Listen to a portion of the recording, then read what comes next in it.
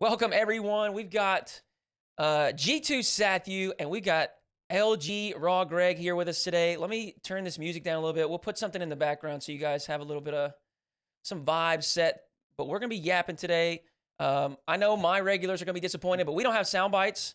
I don't want no crazy stuff being said in the background while we're talking about RLCS and some different topics. So first off, appreciate everybody being here. Greg, thank you for joining me. How you feeling this morning? Well, I'm feeling good. I got my tea. I got the Hoodyhooo on, so I'm ready. Got the tea, and we might spill the tea today. Yes, Satthew, sir. how are you feeling today? Thank you again as well for joining us. Yeah, no, thanks for having, and much the same as Greg. I got my water, and I'm ready to just drink my water. That's Yeah. right. We're ready to yap. So I guess I just told you guys we're going to talk about boot camp stuff, but I guess before we get into that, let's talk about. I mean, I didn't even realize this. Someone mentioned it yesterday when I talked about you two. We got first and second place, top two in the most recent regional. We'll go Satthew first. How are you feeling? I mean, two incredible performances from G2. Obviously, starting the season off strong. Is Yep. this something that we expected, hoped? Talk to me a little bit about you guys and your perspective moving into this season. I think definitely when you have the talent assembled on the roster that I have for sure, Yeah, everyone I think at least had some expectation of good results, or great results, I guess. Um, Internally, we definitely knew we had the ability to win every tournament we're in. Um, And I know there was kind of the main narrative was like Gen G versus G2. I think a lot more people favoring Gen G in the offseason. yeah, Um, but yeah, no, I'm just happy with how the boys have kind of stepped it up and worked really hard. And so yeah, I think we're meeting our internal expectations, and I think slightly exceeding those that were put on us. yeah. I mean, I just have to while I've got you here. There was definitely some question marks after the Oxygen tournament in the offseason. Now, I'm Yeah. going to poke a little fun, but of course, Oh Oxygen, yeah, we've had a rough start, and you guys have turned things yeah. around. Um, Yeah. what was, I guess, what was that like a learning experience? Is that something that you guys think maybe was like a positive experience, even, in hindsight, where you took that, learned from it, and feel like you grew from it? There was a lot of mental stuff I think we took from that series. Sure. Just being up 3-0. Yeah. Obviously one game given through just like the format, but I there were definitely some things said while we were up 3-0, some troll comms that probably shouldn't have been calmed, Sure. but from that perspective, yes. Gameplay wise, we were still just playing. Yeah. There's no structure intact. There was no idea, common idea that the team was following yet. Right. Um, Honestly, biggest learning moment was actually losing to Luminosity in that next draw event, Mm. because that was like that seriously was like the boys are like, all right, it's time to work, Yeah. and that set them off in the right footing for the rest of the season. That's awesome. So And that was Greg, like, you yeah, guys, not as hot of a start as G2, but definitely, I think, surprising some people. A lot of the general community, and understandably so, is just going to rate purely off of, I don't even know what to call it, but like the eye test. I don't know. yeah, The players that are super flashy, super mechanical, always maybe at the top of the twos leaderboard or whatever. I would say that your guys probably don't aren't the first people, aren't the first names that come to mind when you think of those things. So, maybe a little bit overlooked, but talk to me a little bit about the beginning of your season and LG and how you guys formed. Well, I think a lot of people doubted us because of, the loss of AJ. And, Yeah. AJ's a dynamic player. So I understand that. And, we didn't have the best season last year at all. We picked it up near spring, but winter and fall were miserable for us. So going into the offseason, we knew that we wanted to, more focus on the team aspect of the game. Like really, really hone in on like culture, Yeah. like the work ethic. And then, when you get somebody like Cheese, like he is culture personified. And, he actually, like, if you don't have a culture, he builds a culture just by being him. But his attitude, his work ethic is just insane. So going into the season, I'm not going to lie to you, I wasn't super, super confident, Sure. but we were working hard. And then, after that first event, I thought that we performed pretty well. Um, but, to see that, we took care of business in the second event and we're able to get to the grand finals against G2, I mean, I'm so proud of the guys. Like I really do feel like we deserve this because Mhm. of how hard those boys have been working. But it's purely just work ethic and culture right now. Seriously.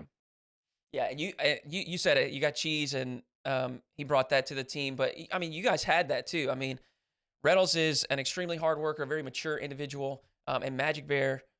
I mean, he feels like a quiet guy, but one that's like always working, just super hungry. You know, head down, doing what he needs to do to take care of business and improve. And I want to say, you know, I had the opportunity to you know, team with Greg for a little bit back in my day, but I think what you have done as a coach is super impressive too, and a testament to your work ethic and humility. Even, you know, I think not so much anymore. Thank I think you. it is getting better, but if we rewind a few years and you think about coaches, I think the position was just not fully realized. You know, I think coaches were not as effective as they could or should have been at that time. Yep. And I think a lot of that, I mean, a little speculation from the outside looking in, but I think a lot of that is kind of ego driven, where maybe they weren't willing to reflect or maybe talk to other coaches or just do something to try to improve their own level of knowledge or, you know, impact on their team. And I think one thing that stood out to me about you was bringing Kevpert in. And all three of us know Kevpert is a freaking genius, somebody that loves the game, loves strategy, probably studies just as much, if not more, than anyone involved in the Rocket League esports Anybody. space. Yeah. And Period. so, you know, Anybody. huge testament to you guys and your work ethic and humility again, because, and you know, we'll get into this as well. I want to jump to the boot camp thing here in a minute, but I also think that ego thing kind of trickles down into players as well. And, you know, your players being willing to listen to you and willing to trust you and willing to listen to Kevpert. I mean, that it speaks volumes to their, again, humility, but it's also showing results. I mean, you guys trust the process, right? It took some time, but you got that duo, and now you got a new third with Cheese, and it seems like it's working out well. Yeah, I mean, you speak to like, you know, listening to Kev like it to say that, you know, after winter and fall we were not in a good spot. Yeah. That's an understatement. But, you know, so I went into even going into spring, like I started talking to mental coaches, I started talking to analysts, tactical coaches, just to see like if I could learn anything from them and maybe bring them in. Because at the time Optic was saying, "Oh yeah, maybe, you know, we could do something like that for you." Kev reached out to me out of the blue. And, you know, by Kev reaching out to me, he started showing me some stuff about, you know, my team and even some other teams that were just, you know Kev, you guys both know Kev. He'll show you things that you look at first and you go, what? And then the more you look at it, the more you realize, oh my God, like actually this. But I always think that it's really, really important for players to challenge their thinking outside of the box. And that is what he does perfectly. Like he is actually the perfect fit for our team, and it just goes to show that like, you know, selling people on Kevpert is not like, you know, when he comes in with those ideas, it's not easy. But my guys were so open to it because we weren't good, right? That some of those ideas that we were able to like craft together were just they hit, and then we just hit the ground running with it. So it's seriously, he's a big part of our success, like really, really huge. I am genuinely thrilled to hear that because I mean, and you guys, especially because you guys are both former players too, you can back this claim up, but the professional level wasn't all that professional until more recent, right? Like we didn't take it as serious as we should from the player side. And I want to say this too. It's like it's not that they didn't want to win. It's not that they weren't trying. I'm not saying those things, but the esport and the esports world in general is just so new. It didn't have that infrastructure. You know, it wasn't as serious as it could have been. Like if you compare this to traditional sports and all the meticulous details that are covered, and you have strength training, you have, you know, I mean, like curfew, you have physical, mental health, you have all these things that help these players be the best that they can be at whatever it is that they're doing. And it's getting there in esports. And I think, you know, coaches like you two, and the environment that you guys are building, and big testament to the players being open to that kind of stuff is what's pushing the culture forward. And it needed to be pushed forward. So super excited to hear that about Kevpert in the squad. Well, let's talk a little bit about this boot camp, because obviously this has been some big discourse on Twitter, some other different podcasts and whatever else. And we'll start it here. First and foremost, do we feel as though boot camp is something that is super effective? What ways would you guys think it is the most effective? Is it something that maybe we want to reserve for, you know, big moments like LANs? Do you think in an ideal world you'd be able to boot camp every event, or maybe even team house? I know both of you have experiences as player and as coach with both of those situations. So We'll start with Greg. Why don't you talk to us a little bit about boot camps and your perspective towards them? I mean, so and just in the effectiveness of it, I think that they matter, especially for a team that maybe doesn't talk to each other as much. Yeah. I think that having that boot camps, like it completely accelerates communication. So, for us last year at Optic, we came together as a new team. We had, Magic, AJ, Reddles, completely different teams. I know AJ and Reddles knew each other a little bit, but they put us in like an apartment, right? And then all of a sudden now you're stuck with each other. Family. You're eating breakfast with each other, exactly. Um, so, but then being able to go to the office with each other is really, really big. Having that, like, the Envy Gaming office, like the Envy Optic office, it was unbelievable. Like the food they have there, you have all the staff there. If you need anything, I mean, it's seriously right there. Yeah. Um, and that was the great part about the boot camp. But as far as our results, it didn't work entirely well. I mean, in the Right. first off-season event, I think we ended up placing pretty well. We ended up losing to FaZe, I think it was.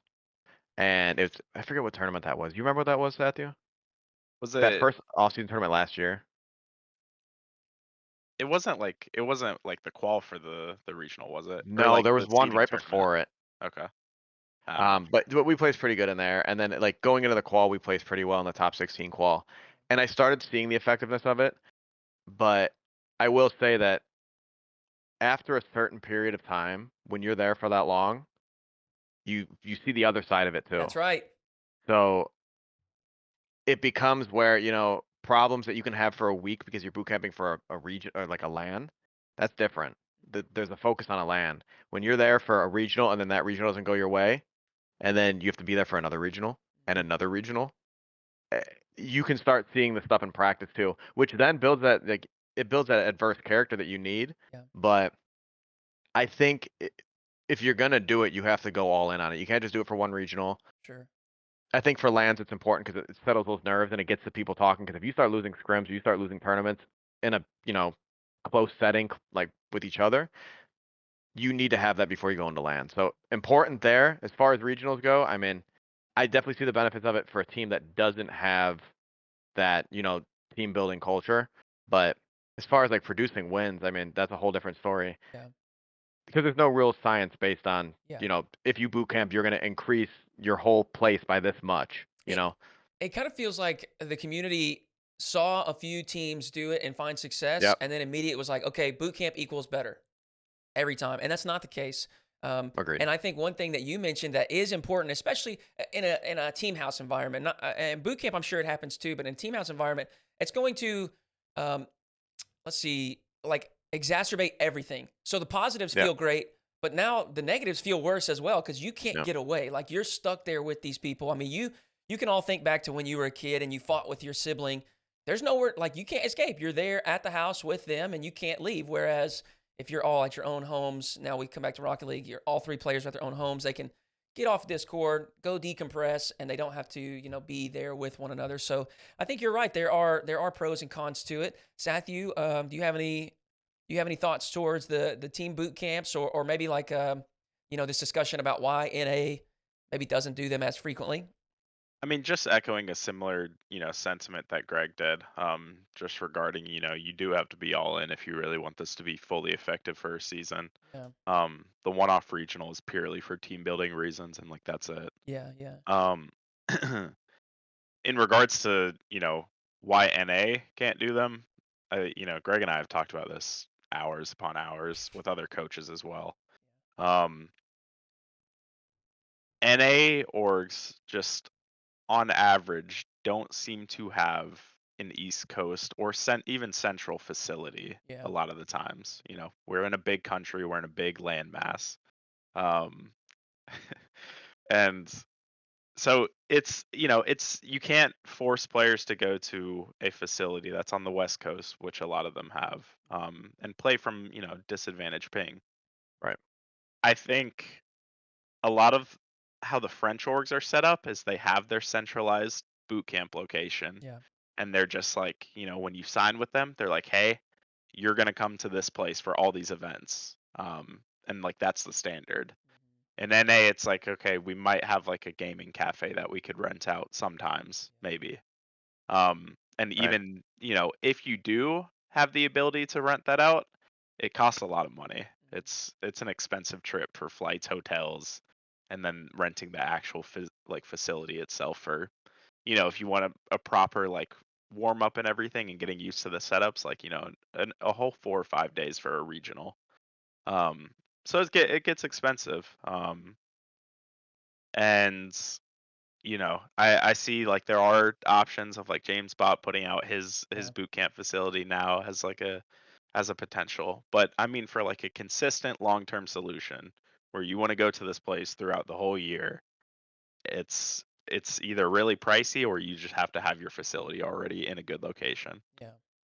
So yeah, I think it increases expectations as well. Sure. Like if yeah, you're it talking does. about that one-off regional where like a Yeah, team's been playing from home and all of a sudden you're like, all right, you're boot camping for this third regional. yeah, Mm. The players know what you're saying. Yeah. Yeah. The players are basically saying we need that. Like the org is saying we need this really, really bad. Boot you got to camp do at this well. random facility in New Yeah, York. Yeah. yeah, Yeah. Yeah. Like so now all yeah, of a sudden it's a different story. Whereas I think what the French were doing, and a lot of European teams is that this is where it gets cultural too.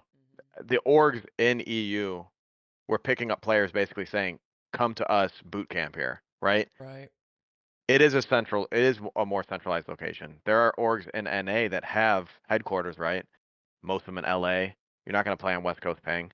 Um, but even culturally, like I think the players too, which is something that me and Satthew talked about a little bit, was in the future. I think it's something that we have to start having honest conversations about, where boot camps are a big thing.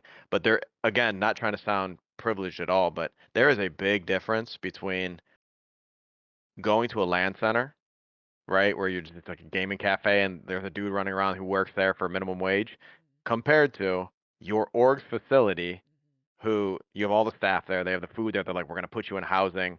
I mean, it's a big difference, and the expectations of it, where you get used to, like when you're able to expend multiple events there, it eases that pressure, which I think helps build land momentum as well. Yeah. So I do want to hit on that. You kind of talked about like cultural or some just differences and maybe a mentality. I think a lot of times people will maybe conflate two things. Like when we use the word cultural, I think we're just talking about like the mental tendencies and headspace of a lot of the players. Not so much like American culture makes these players behave this way versus European cultures make. I'm sure there's obviously some impact.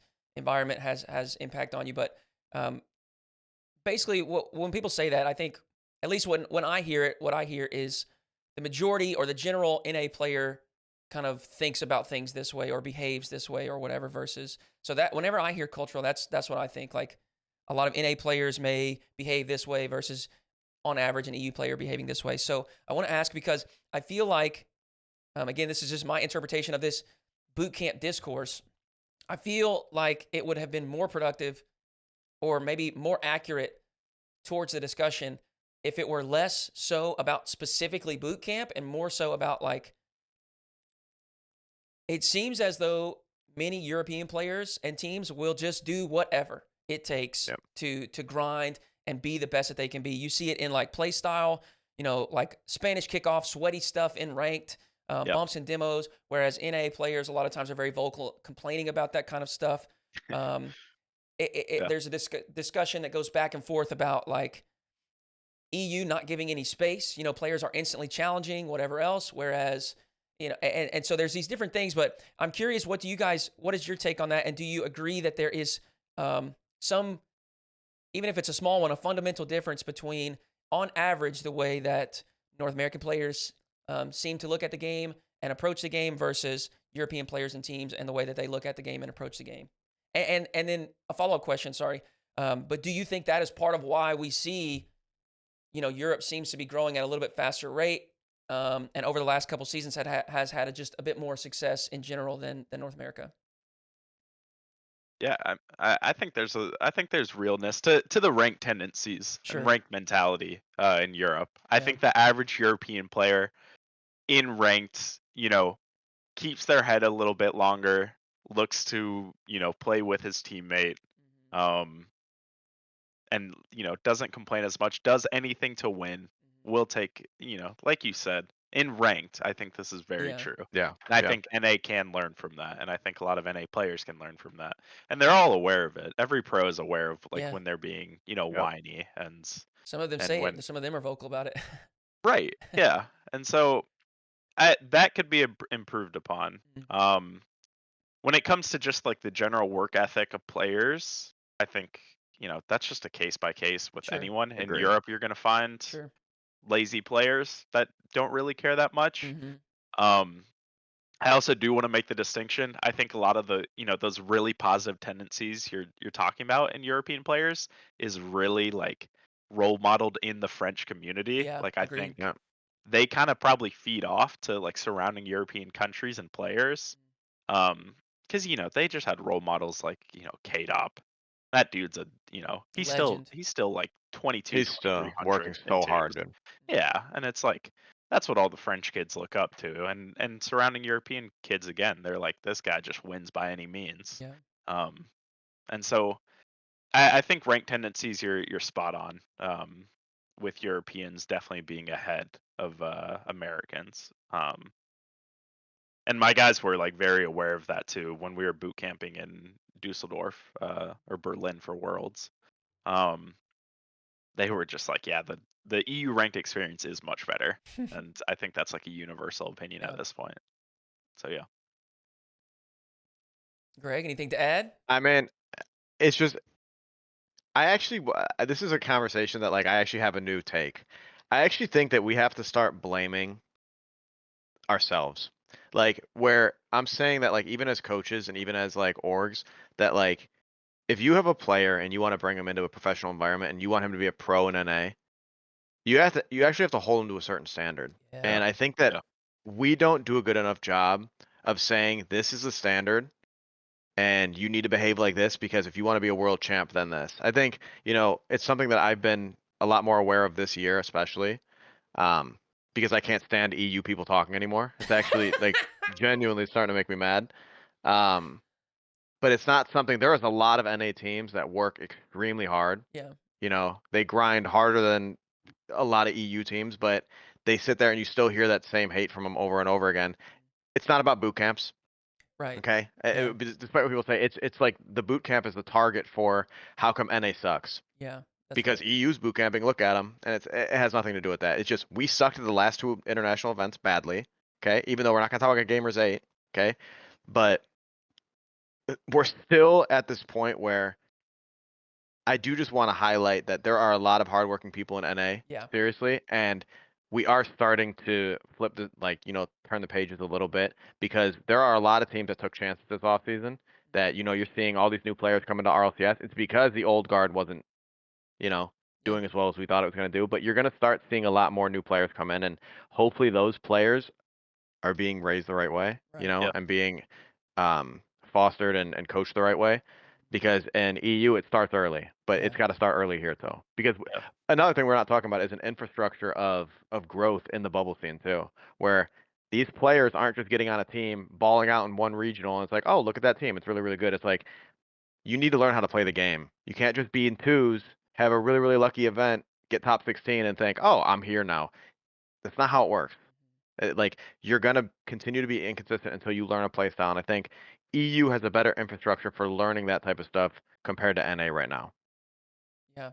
I think that's totally fair. What do y'all think about this? There's a tweet from Spaceman, and he now like we're gonna ignore the organization side because I think this format we all understand that it's very risky, very volatile for these orgs. But Yeah. just purely looking at player improvement, the dynamic between bubble and professional, etc. Spaceman's tweet was like this completely wide open format where nobody is in main event and you've got to be on your A game every qual. He said that is going to be the best thing that's happened to North America because, I mean, these if you're not, I mean, we see it. Top 4 Rebellion miss the next event. Like if you are not essentially perfect and on your A game every single time you walk out there, even in the qual, someone's going to end up in your spot in main event. So what is your guys' thoughts on that opinion about this format and how that impacts NA? To I me, it don't. depends. Yeah. To me, it depends on what he's saying. Like, does it improve NA in a in a skill set? I don't think so. I don't think it does anything to our grind either. I think that the point is that the format is tough. Like best of threes, best of fives are always going to be tough. I think the one thing that it does showcase is the depth of NA, and I think it challenges a lot of the bottom teams.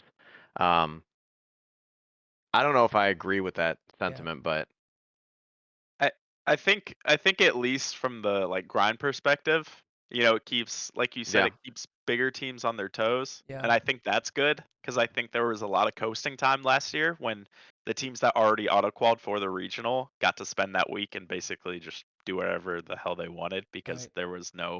they didn't have to do anything that weekend, yeah, before the regional. So I think at least that gets teams, if they're doing this right, playing the game more. But I mean, and maybe it's short-sighted, but on an international level, like I don't know if this might actually, see, Shopify is a team that like yeah, if they're playing well and if they, don't have an event like they did this last one, that is a team that like on paper could actually give some European teams some trouble. yeah. Mhm.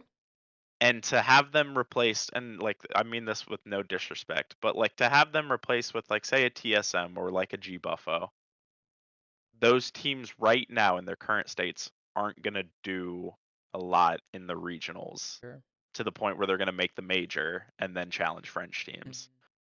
So I think overall I mean, it just gets bigger teams to grind a bit more, which is always a positive. Yeah. But I, yeah, but no, I still just don't see like. no, right. I Yes, agree. like like, and I agree with you too. Like, it definitely makes. I know one of my players, MB was basically saying like, he definitely feels like there's a pressure to grind, right? But I don't know if it's like this healthy pressure. Sure. It's not like, oh, I'm trying to be the best, and it's like coming from within the self. It's like, if I don't grind, this format is so brutal that we could be out. And I mean, you even saw it with his Carmine. Mhm. Like, we're not Yeah. talking about it, but Carmine just lost to Suh. Moist is out of the regional. Yeah. This is stuff that it's not just Shopify. It's going to continue to happen, Yeah. and I think you're going to see it in the third regional too, because the third regional has bigger stakes than all these regionals combined. You have like, seriously, like 12 teams that can make the major right now, 13. Yeah. Um, but yeah, we're just at a point where I don't know. I'm going to go off on a tangent, so I'm going to stop myself. No, I totally understand what you're saying. I mean, in general, it does feel like the maybe quality of the top 16 is not as consistently high. Right, right, And to Greg's point, like this is not something that's just going to expose lazy NA teams. It's yeah. impacting who everyone is claiming is the best Everybody. team in the world right now, Carmine Corp, right? When Yeah. you have a best of 3, a best of 5, Rocket League's a game, and we all know this. I don't know why we ignore it as a community or As a ignore it when we got these developer, narratives. But upsets happen. That's why the games are played, right? Like if the team on paper that should win just won every time, then we wouldn't have problems. We know that it right? happens. And when you have a 900 team open bracket, an upset is going to occur. Like something Yes. is going to go wrong for Yes. some team somewhere. Agreed. And Especially in the way they seed right now. so I love what It's you said, Greg, where Yeah. like the end result is the players feeling like, oh God, I gotta go 100 past 2. I gotta go, 100 plus past 2. But it may not be yeah. necessarily a healthy thing. And you guys can definitely talk about this as well. But this is not a new feeling. They felt this last year. The grind since the open circuit began. I mean, the players have absolutely had to put more time in than in the past when you could. And maybe I'm saying this a little bit too dramatic, but when you could sit comfy in RLCS for 6 months and you didn't have to worry about being eliminated until that promo Yeah. relegation tournament, you didn't grind as much. But in this open circuit, you don't. I mean, your spot could be gone like that. Yeah. And the open circuit is fine. I think everybody was even, tripping when it was like RLCS X, and everybody was like, "What? Well, we have to play through quals. There's no league." But I think we're at the point now where it's like this open format. You're not getting quality teams all the time in the top 16, and I hear it reflected in the way that we even talk about the brackets that we have or the Swift matches that we have. Yeah. You can sit there and say, "Oh, Luminosity played incorrect." Like, that's our fault. No, that Yeah. team was better than most teams on that day before, That's right. so that's who we played. And it's frustrating because EU has the same problems. It's not like EU is like, it's frustrating when people say, "Oh, look at the teams that Luminosity or G2 is beating. Like, look how easy the Swiss is." What It's just players that people don't know yet, to be honest with you. And I Yeah. think the more and more we go through this format, like, you start seeing the negative effects of it, and I'm you see it with Shopify. But we're not talking about the mental health aspect of it too. Like, we were talking about Yeah. like a pressure of players feeling like they have to grind. We're trying to foster a positive environment for these kids to grind, and you should be self-motivated to grind. It could be your coach, it could be yourself, like, Yeah. being the best in the world. But the format and the developer shouldn't make you feel like, if I don't grind, like, we need to have some type of infrastructure. If we're going to continue to do this, we need to have some type of infrastructure for everybody to make sure that we're all being taken care of. Because like playing video games for that long, 120 hours every 2 weeks is insane. That's not mentally healthy. No. No, it's not. It's not. Not It's at all. not. No. And so, but it doesn't make sense how we're trying to grow the ecosystem from that aspect either. So Yeah. it's a confusing format to say the least. But Sure. does it make the kids grind? Sure. It does. It does. Yeah, and I think you bring up a really important point that a lot of people are going to miss because it's a nuanced thing. A healthy internal decision to grind versus like a forced, oh my Yeah. God, I'm going to lose my That's fair. paycheck, I'm going to lose my spot kind of Yeah. thing. And look, the outcome could be the same where it's 85 hours past due in those two situations, but they're going to feel so different. And I know that that's hard to kind of wrap your head around, but just think of something in your life that you've been forced to do versus something else that maybe was difficult, but you chose to do. Those are two very, very different headspaces. And I think you're right that we do. And I don't know how much developers and the people that put together the format for esports think about this stuff, but I think we do have, at least to some degree, some obligation to be mindful of the fact that these are underdeveloped, 13 to 24-year-olds. Yeah. That like their brain is not totally developed. There's a whole lot to that discussion. I mean, you're missing out on very important social years, development and stuff like that. And I'm not saying that makes gaming bad, but we can also be mindful of that when we build these formats and behaviors that we're essentially requiring of pros. So, well, on that note, I think it is very plain to see really from RLCS X to now, there has been a huge surge in talent for Europe. I think the same is true for Sam. Obviously, Mina as well. It makes sense as Mina was a new addition to the RLCS circuit. But Europe specifically has just had this incredible surge of newer players post league play. While North America was not so much the case. I know that there are new players. We got Beast Mode and Daniel that have kind of grown into top tier talent since then, even Chronic. But it feels like not as many in Europe. Now, what I want to say is something that I think a lot of people are not looking at right now because it hasn't developed yet. But I look at there's a new crop this season specifically, and it makes sense after this long offseason of just incredible talent in North America. Now, we'll mention the fact that Complexity and Furia, they bounce from the region, but we do have M80 taking their spot. So really, you've got one spot open, a one team spot, but we've seen players, a full brand new roster, all RLCS rookies on Young Whippersnappers, all RLCS rookies on Snowmen. You've got 5 up in Eris who are RLCS rookies. You got Kofer with Sosa. And, I think, I would even say like Evo. I know it's his second season, but there's just a lot of talent in North America that is kind of surging forwards. And I feel like it's been a couple years since the region has experienced that. What do you guys make of that? Do you think that some of these players can and will pan out to be, S and A tier talents, like we saw with Europe over the past 2 or 3 years with players like Rise and Joyo, Vatira, Seiko, etc.? I know those are big names, and that's why I'm saying it's hard to look forward. But do you think that? I guess what I'm saying is, do you think that NA fans have hope for the future? How do I say this? Yeah, Greg, you start. Yes. No, we do. I think that the young crop of kids coming up, and I'm gonna say some funny stuff right now, and Sathy's gonna know what I'm talking about. When you have discords form, right? There are players within those discords, like we always talk about Ska, Ska and Ratboy. They all had their own little like Discord group, and there's a bunch of Rocket League players that just sat in there and talked about Rocket League, right? Yeah. It could be going in there to smack talk their 6-man teammates. It could be, but they're caring about Rocket League. Yeah. There's other discords forming of these, 13, 14-year-old kids that they care about Rocket League. They want to play. They want to smack talk other people. I know it sounds insane, but that's an NA culture thing. Yeah. It's a positive start. A lot of these kids now are making events and, taking it seriously. The only way it matters is if these kids get coaching and these kids learn how to play the game the right way. That's it. But do we have great role models in NA? Yeah, I'll say, I think Reynolds is, but I think, Reynolds is a very specific type of role model where you might look at him and say, oh, is he a good role model? Like, he is. He's a great role model, but you also need somebody that's going to like take these kids under their wing and just say, hey, this is how you play the game.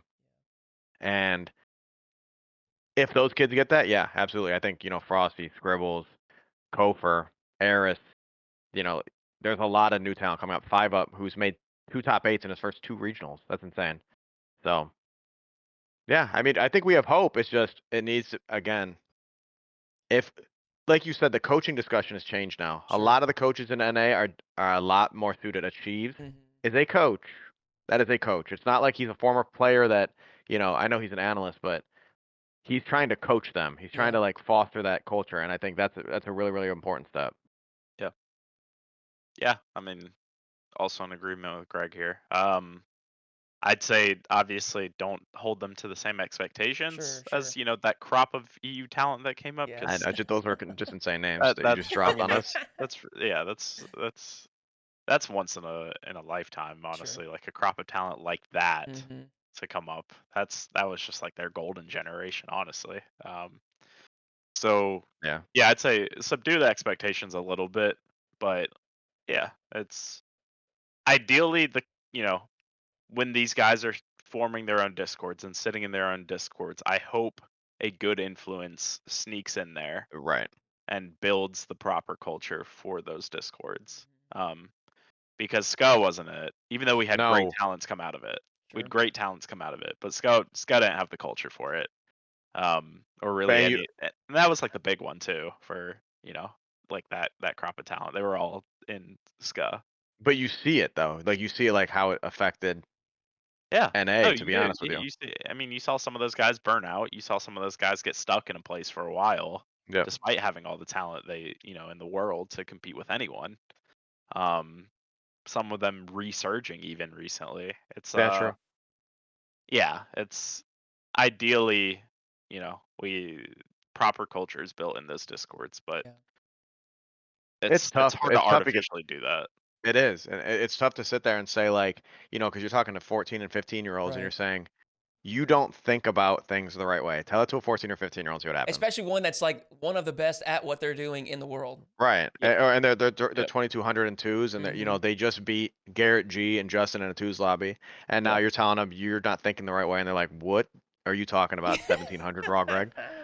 Yeah. But there is a level of like I think respect that a lot of these like younger players need to have, and if you do want to go pro, this is where I'm saying like somebody like Cheese, who we're talking about as like up and coming players. It's somebody that you don't think about as like an up and coming player because he was on Koi last year, but the willingness to come into a system and say, "What do I have to do? Yeah. What do you want me to do?" And like at every turn, he's like, "What do you want me to do here? What do you want me to do here?" It's all credit to him, right? But that's the mentality you need. And some people might look at it and be like, "Well, Cheese is just a different No, Cheese is a good example of what you should be doing. Yeah. Magic Bear is a good example of what you should be doing.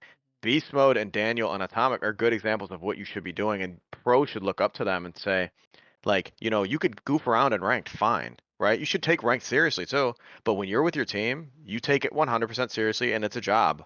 This is not, hey, I'm really, really good at this game, pay me money. This is, hey, I'm really good at this game, I need to be the best in the world. How do I get there? Yep. And until those 14 and 15-year-old kids in America figure out that that's what it is, because one of the things that we don't talk about is Furia Complexity comes here last year, right? With all their, they don't have the resources in Sam. They come here, use our resources better than we do. If that's not a wake-up call, I don't know what is. I really don't. Yeah, it takes a level of like humility and hunger, right? Like the mechanical ability alone is great, but that's not what's going to make you a Seiko or a Rise, right? Like you've got to have that humility to reflect and think like, where am I falling short? If I'm so mechanically better than the old guard, why are they still having more success than me? Yeah. But I want to make a note here because something that I guess I buy into is a theory that Johnny has about Europe and why some of the talent seems to develop a little bit faster or more frequently even is the sub communities. where Europe is, it's a large place similar to America, but it has like a Spanish community, it has like a French community, and sometimes like a newer French player may have connections with successful French players because they're in this sub community that is it's a bond that holds them together, and that kind of, it's not the exact same thing, but it sounds similar to what you're describing with these discords where small groups form and then they can feed off of each other's energy. They can build rivalries with one another or try to compete with one another, learn from each other, team with one another, etc. And so I've never been a part of the competitive scene like that, but that seems like a good thing to do, to have your group of Yeah. buddies and be competitive Yeah. with and grow with. I think it's very, very similar to the Discord thing because in America most people speak English. Like Sure. so if we're talking about just American players, it's going to be an English. Yeah. Like so you're going to have those Discord split. In Europe, it is difficult because they should be disadvantaged. Right. You know what I'm saying? They Yeah, should be yeah, like some people actually that play this game love Rocket League and they speak German. Therefore, they actually might only speak German. So Mhm. being able to team with a French kid is not going to happen. Being able to team with a Spanish kid is not going to happen. Yeah. But I think that those little like splits that they have, I don't even know if it gives them an advantage. I really don't. I just think that it gives France an advantage. They just I'll have be the honest with you culture. there. They Yeah. just I they mean, they just know what they're doing in K-Dop France. the Godfather. Yeah, but it's Yeah. also but it's just French culture in general. Yeah. Like It's if you their look at all the athletes new too. look at even look at the athletes that are coming up. Kylian Mbappe. Look at Yeah. Victor Wembanyama. Yeah. Or the other It's just esports athletes even. or the Like esports. Yeah. COD, Oh Call of yeah. Duty, they got all those new French superstars. They had Yeah. the best player in the league last year, and then they have a couple new ones this year coming in the league that are lighting it up. They've got crazy like org support as well, just ginormous Yeah. creators, and that may seem silly or like irrelevant, but that stuff definitely It's it plays humongous. into It's the young players' drive, because they look at yeah. Carmi Corp and they're like, I want to be a part of that. That's insane. That's so Yeah. cool. Yeah. Well, It's very sport like over Yeah. yes, there. very sport like the infrastructure to build an esports athlete, right? Or whatever you want to call it, Ethlete. is an Ethlete. athlete. Yeah, an Ethlete is athlete. the proper term. Okay, okay. But I think like the structure to build it over there is just they have so much support for it Mm, that that's something that again, like I'm saying, it's not orgs need to help here, sure. okay? Because that's in my opinion part of your job, right? You don't the difference between an org in France and a difference between an org in NA, unfortunately, is like, hey, take this money, compete. And then France is like, take this money. Here's you need to win. You need to come to our facility. We're Yeah. going to give you a support coach. We're going to give you a diet. We're going to give you. It's like that type of stuff. You might sit there and think, wow, it's expectations. No, they're giving you a career. They're giving Mhm. you a lifestyle that they want to build healthy habits with you, and that's where you see the success paying off. But it's not stuff that we can't do here by ourselves too, as coaches, right? When we Yeah. go to lands, it's up to us, as teams and orgs to sit there and say, at this land, are you guys eating healthy? Are you guys getting to sleep on time? Do you guys have the proper mental health? Are you guys going over replays? Like build those healthy habits, and then at land we'll start seeing changes too. And I do want to tack on that you're definitely right about that. And I think to just kind of circle back to what we were talking about, that takes humility from the players, right? Like that takes them deciding like, hey, I'm not as good as I could be if I were doing X, Y, and Z. If I were taking better care of my physical health, if I were taking better care of my mental health, if I were maybe studying or meeting with my coach one-on-one to see where are some errors that where are some areas of my game that I'm maybe not doing as well as I could. Hootie, Yeah, question: yeah. do you think NA is resetting? Um, I think to a degree, yeah. I think to a degree, yeah. There is there are still a few players from league play that are kicking around, and some of them are still finding some decent success here and there. Right. But it does feel like we are kind of transitioning from that age to a new age. I mean, when you look at, because it almost happened, it seemed like it almost happened like that in Europe when we went from league play to open circuit. And a big part of that was BDS obviously having a ton of success coming from RS, but Yep. it felt like that wasn't so much the case in North America, where you still had NRG dominating, you still had Space Station Yeah. and Envy, some of these players that were maybe getting to that top tier at the final leg of league play. But they just kind of they just held on to the top of the region for a while, and it really felt like 9 and below, and probably even 7 and below in RLCSX just couldn't really consistently threaten those top teams. But now, and I don't think that 9 and below will consistently beat top teams, but they can beat them once every now and then. And so I do think that we're getting to a point where, and I don't want to say we're there yet, but we are transitioning from like top teams not really having a threat in that bottom 6, bottom 8 area to now where there's legitimately 16 threats. And I think, over this season or from off season to like this season that we have now to the next one, we've seen players just continue to be pulled up, as well as consolidating. I mean, G2 is a consolidation of, 3 incredible talents that at the beginning of last season were on 3 different squads. And so you're consolidating. You're seeing some legacy players, either be shoved out or knocked down a couple rosters. You're seeing new players pop in. Eris and 5UP having a lot of success. So I do think so. Maybe the beginning of a reset. That's what I was saying too, is that like, a lot of people are saying, oh, NA is horrible. I don't think, I No. don't see that argument. I Agreed. really, really don't. But I do think we're having like a little bit of a reset. I think it's just structurally in general, the players that are coming up are new. The Yeah. coaches that are coming up are new.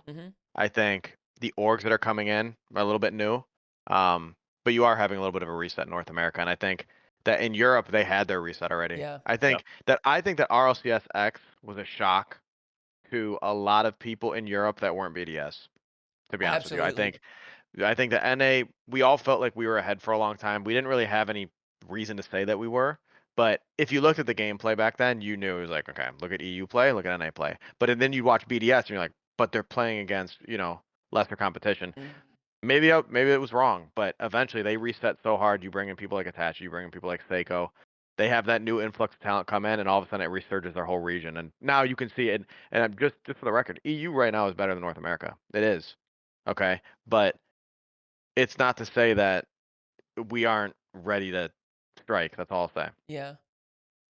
Yeah, I totally agree. I think, I mean, it would be silly to say that they're on level terms right now, especially when we have so many results over the past year and a half that show the opposite. But I do think that the narrative gets exaggerated a bit. It does. I think, and We're not fighting back either. Yeah. Yeah, I don't know when that. This is what I was talking about with Satthew the other day. I don't know when this changed, and this is what my tweet was about the other day too. When did EU telling us that we were bad turn into us saying yes, we're bad? I don't know when that happened. Like it's actually like, okay, fine, we've had 2 bad events, but I don't know when this whole narrative started. We're like, we can't fight for ourselves. At least let's go to LAN, right? Let's have a good time. We can talk our smack. Go to the LAN, figure it out. But don't let them just sit there and tell you you're horrible, and everybody sits there like, oh my god, EU does this so much better. EU's this, EU's that. What what is going on? Yeah. Have you if they haven't played G2, if they haven't played some of these teams, they don't know. They just don't know. It's a dangerous narrative to push too. Seriously, you keep pushing that narrative that NA is so bad, it becomes like LCS or Right. where like they're just the entire region's looked upon as a joke. They go to Worlds, they're like, if you lose to an NA team, you're horrible. Yeah. And if the players are doing it and the casters are doing it, what do you think the fans are gonna do? Yeah. It gives me it gives me a more dangerous empathy narrative. towards, That's all I'm saying. towards like the the minor regions, like the Oceanic teams, for example. Like those guys just get dogged upon too. Yep. So I definitely I empathize with that, which is a scary position to say as someone That from is NA. scary. Yeah. From It is like, tough what are we too doing? because there's like a built-in easy rebuttal for someone that hears that, and they're just gonna say like, "Well, win." You know what I mean? Yeah. They don't have to think Yeah. about the nuance of it. They don't have to be concerned with. But they'll just say one at the major. Yeah. They don't have to be But, concerned you know with what the I'm saying? Like, long-term implications, like you're talking about, where it can kind of become like a self-fulfilling thing, right? Like we say it enough, we hear it is. enough, and then we just kind of stop. The players maybe stop caring about trying to disprove it altogether. Well, when you think about it, if a player like let's just say G2, right? They just won 2 events in a row. When Vitality was doing it last year, EU was unstoppable. That was the best region of all time when Vitality only won, right, in spring. G2's only winning in NA, but why aren't we talking about how dominant G2 is in NA? Yeah. I just don't. The narrative always switches based on what they want. Shopify loses out, terrible region, right? Moist loses out, what? Sorry for the format. there's a different narrative going on, and that's all I'm saying is that sometimes NA and we got to band together. That's all. Like for real, if we band together and we fight EU, but no, and all With our seriousness, fists, we're not talking game. We're not talking game. We'll We're gonna fight injure them. them. Yeah. I just think we really do need to band together, and we need to get our pros on the same page. That pros, coaches, orgs. That this, we want to be better than EU. That's obviously the goal, but we have to do it at the major. But talking about EU while NA's playing a regional, and G2 is dominating in the way that they are, credit to Satthew, credit to those guys, is disrespectful. And it has nothing to do with my team. It has nothing to do with Gen G. It has everything to do with the whole region. When I'm hearing casters and I'm hearing people in the scene talk about this team wouldn't beat EU, what are we doing?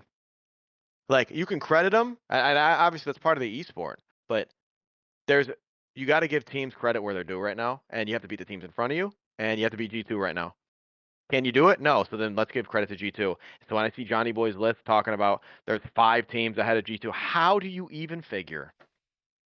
They've won back-to-back regionals. I don't get it. I really don't. Satthew, That's my tangent. top.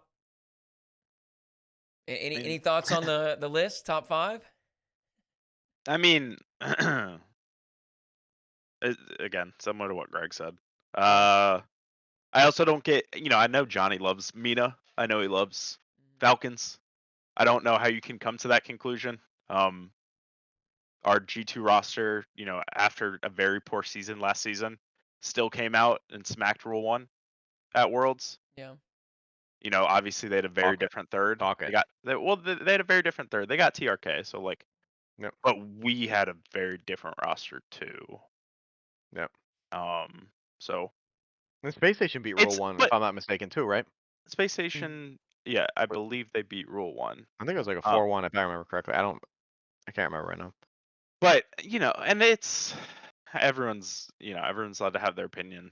It's what I'm saying right now is the exact same as when Johnny says his stuff. But I guess the utmost confidence in it, as well as he's kind of been talking like that for a couple months now, and I'm not gonna lie, has he been talking about this for years? Yeah, but I feel like he used to be surrounded with a bit more I don't know, humility or fence sitting. Facts. He'd be like, yeah, this seems good, but these media teams look really good. Now he's like, these media teams are the best. Yeah. Or 5th best. I think regarding Falcons specifically, and like you guys said, obviously, ultimately this is subjective, and I would encourage everyone, especially players and teams, to take that kind of stuff with a grain of salt. I know it's easier said than done, but as one of these community figures that is just a yapping head, I would not give any weight to it. We are, that's what we're doing. We're just yapping. But I think the logic that is being applied to NA is basically, yes, G2 is winning, and they're doing so comfortably, but they're not being threatened. I don't see how that wouldn't also be applied to Mina in the same way. I mean, Falcons do look great, and they're comfortably, well, actually not so comfortably in the second regional. Rule 1 took them to Game 7, but I don't see why that same logic wouldn't be applied to them as well. So we are in a very, very EU dominated narrative right now. Yeah. That's all I'll say.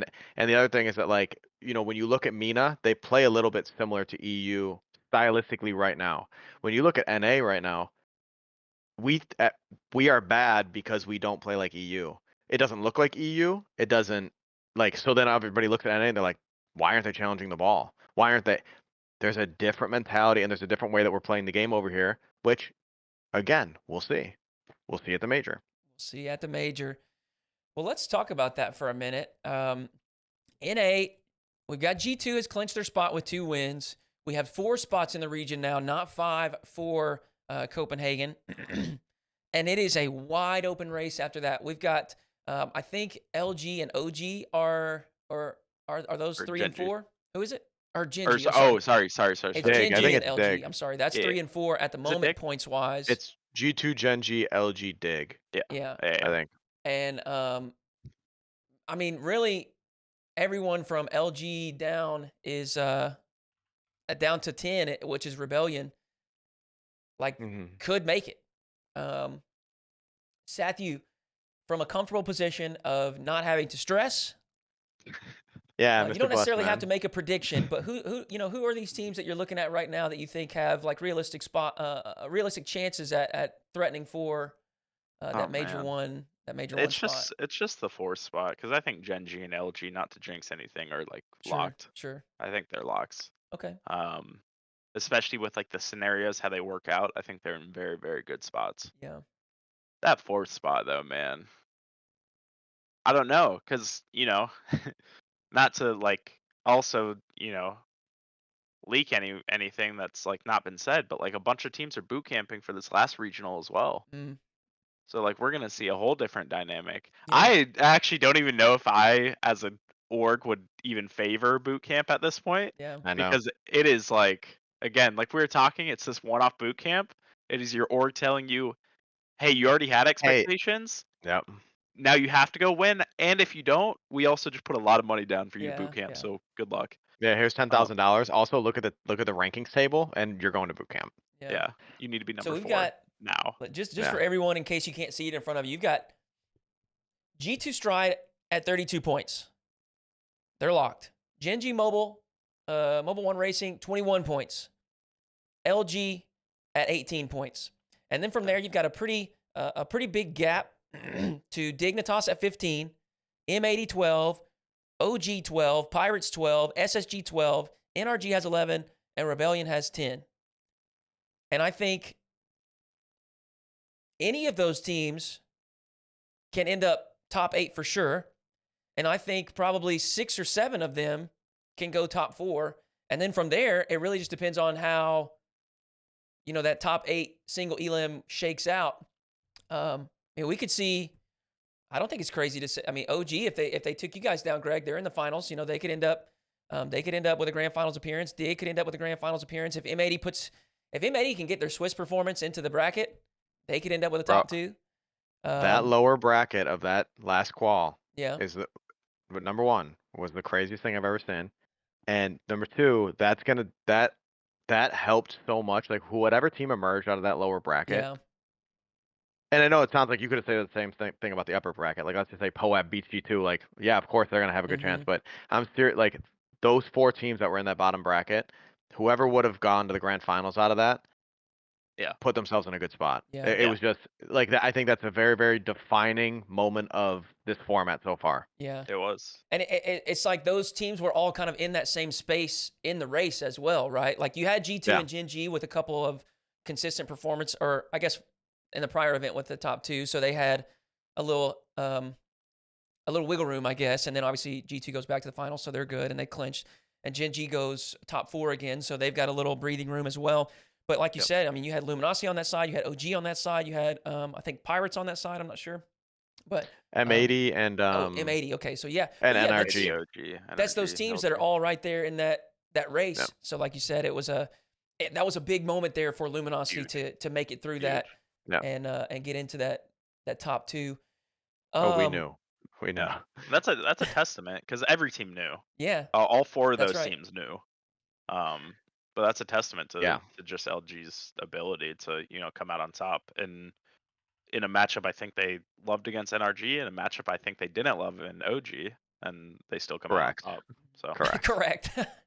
I'm not gonna lie. Like you talk about a team that like will smack you around. OG will smack you around, and in scrims they look like they just have so many crazy like tech plays. I'm talking about off of set kickoffs, off of they get lead blocks. I'm talking they are. So when you're game planning for a team like OG, that's why there's a couple plays in that series that we're super proud of. Okay, it based on the set kickoff, and that's again that's all credit to Kev. Kev is my kickoff genius. Okay, but Woo! I mean he recognized that immediately. Let's talk about that for a minute, Greg. You know, I'm sure you remember.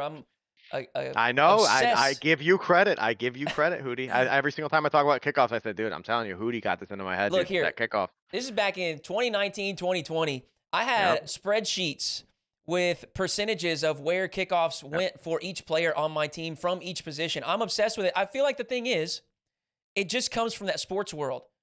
Because in the sports world, in basketball, it's a fluid game for 80% of the time, but you have inbounds plays. You have intentional plays on a jump ball or whatever. And then, Rocket League is similar where 99% of the game is fluid. It's moving, it's changing, and you can't really set up plays. But that kickoff, I always felt like was something that players could certainly make better use of. We were autopiloting on them.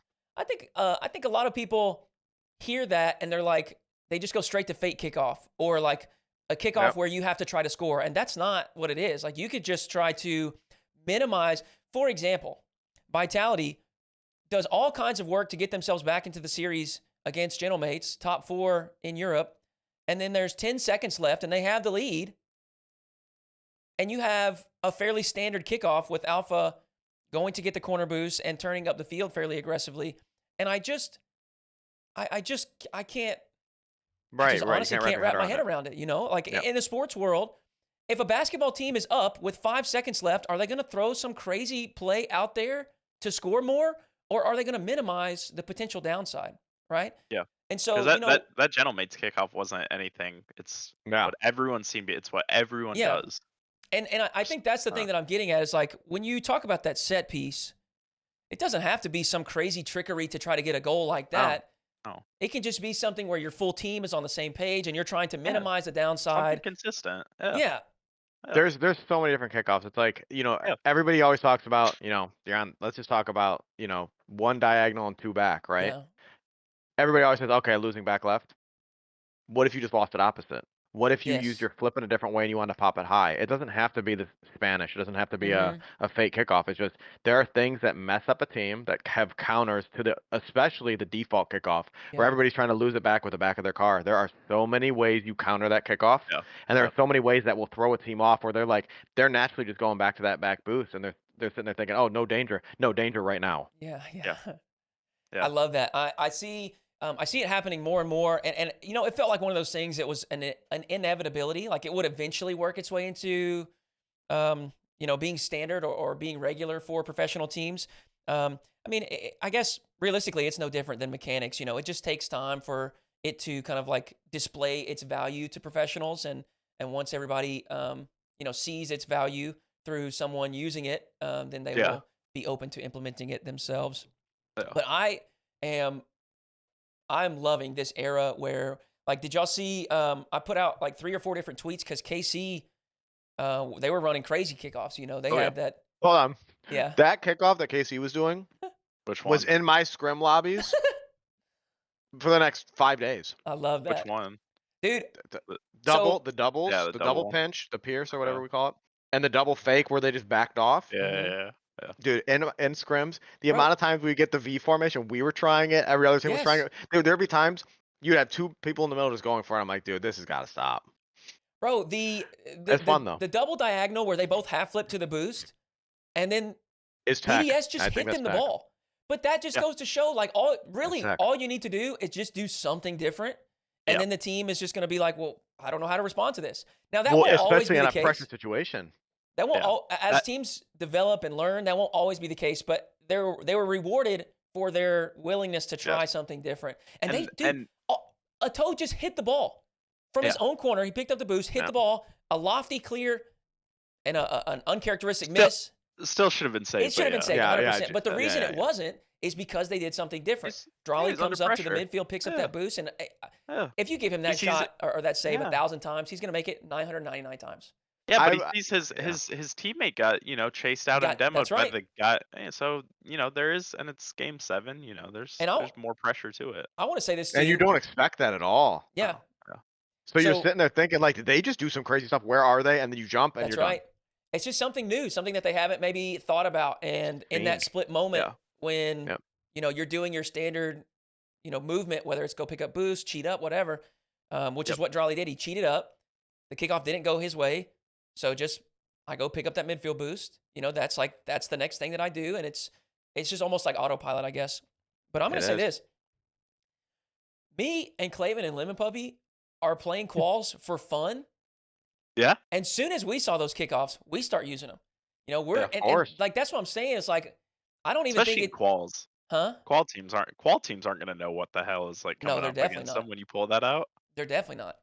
You're Yeah. a student of the game, Hootie. You're a That's student of the game. right. That's right. And that's why I'm so happy to see it happening now. And I'm not going to focus on negative. It did take a while, but I'm happy to see it happening now because it just feels like a no-brainer. It's something that Yep. like it doesn't even take mechanical practice, right? Like you don't have to sit there and grind flip reset, double flip reset for hours. You can just sit with your team and scheme a little bit. And bro, I Yeah. think it's Just you fun could too. draw up plays. You could just draw them up, Yeah. like me and you used to do. Remember that? I remember when Yes. you sent us little clipboards. You're like, Greg, what do you want to do? Like, dude, it was so fun. Yeah. Like we had the. Did we? It was me and you that were talking about the crisscross, right? Oh yeah. Okay, I thought so. I saw Okay, OG do I it. want to be sure. OG crisscross. They went with a double Oh, fake. Did you see? that Did you one. see how Yeah, we yeah, countered okay. that? Did you see how we countered that? I'm just Mhm. that was again. Shout out Reddles. Okay, shout out Kev. The beautiful. We knew it was coming because Reddles called it as soon as he saw it. He said, "Dude, watch the fake. Watch the fake. He's like, if they fake, I shoot it." Oh, it was great. I love that, man. It's so exciting. Um, It's it so levels it's up like the a game chess too. match. It levels up the Yeah. game. Everybody will be more capable a team Yeah. because of it. Yeah. Is there anything that you guys have on your mind that you want to get off the chest? Something that you want to talk about today? And if not, I'm going to open this up and see if we have any questions here from anyone chilling. Raji, you got anything? That's on my mind.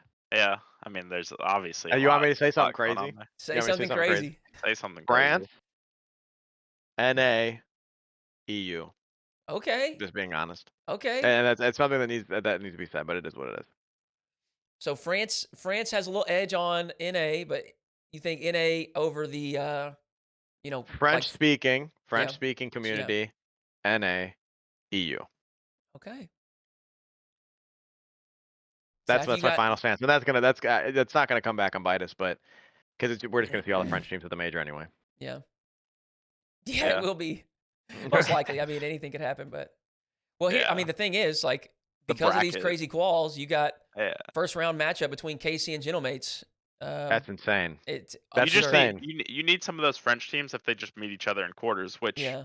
I mean, Well, it was very fortunate that they didn't last time. So well, here's the thing. I one of mean, those teams will probably be forced out of the major, even yeah, though they shouldn't be. They should be the fourth representing team, yeah. but Well, it's probably I going mean, to happen.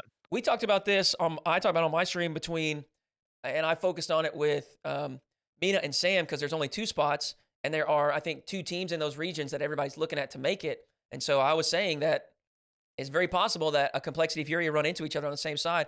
It's even more possible in Europe because there's 4 of those teams. I think, frankly, I think they got very fortunate that it worked out in the way that it did in Regional 1, where they didn't Yeah. meet each other until top 4. You know what I mean? So That's true. That's true.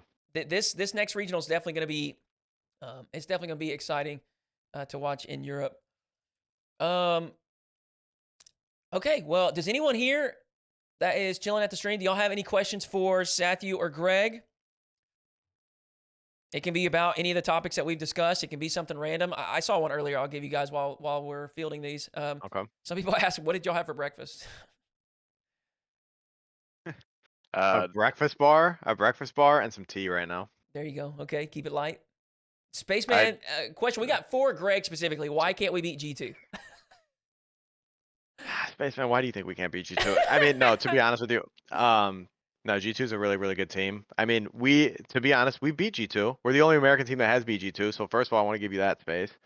And then secondly, I want to say that, G2 causes a lot of problems with us. And you might think some errors are unforced, but it is very, very difficult to play under that type of pressure for a long time. Yeah. I'm not going to try to give away their whole strat, but I think that a lot of what they do right now is not done by other NA teams.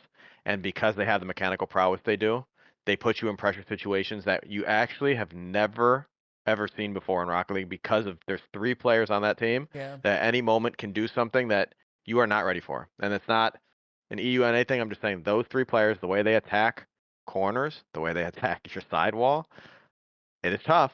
And you think you're gone, and then here they come again, and then you have no boost, and what are you going to do? So, I mean, we're definitely preparing for it, but G2 has a really, really good game plan, and they've definitely countered us recently. You know what's funny on that note, though? Throughout the last week, I have seen different takes in different spaces, whether it's Twitter, Reddit, on different podcasts or wherever, and all 3 of the players on G2 from different people are being highlighted as the best G2 player. Like, and I think that's the perfect summary. Like Yes, it's it just is. all of them. It's not just one. It's just all of them. They're all so good. Well, And and so look at their talented. stats too. I know. Look at their stats too. Like if you look at like all the top stats of like top goals, none of them are there. If you look at assists, none of them are there. You want to know why? Because it's Because they're all doing it. yeah, But if you exactly. It's look at the balanced.